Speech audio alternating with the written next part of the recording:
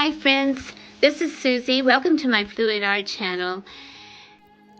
What I'm doing today is working on a 16 by 16 inch gallery wrapped canvas, and I almost forgot to turn on record. So all you missed was me putting the pillow paint on, which is the green metallic by Deco Art, and then I put a little bit of the pillow paint just to have a puddle there, and a little bit of teal, or was it purple? I think I put purple down first, but I hadn't put much, and when I remembered that I needed to turn on record, so you didn't miss much.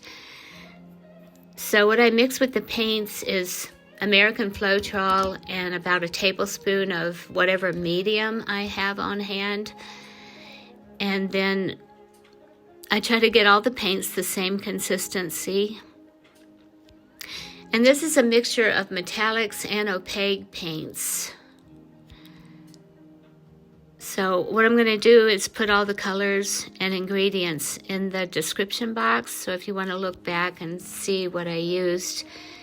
And thank you for subscribing, everyone. I really appreciate all the subscriptions. So I'm going to turn on some music, and then you can watch the video. It's going to be a big bloom on a large canvas.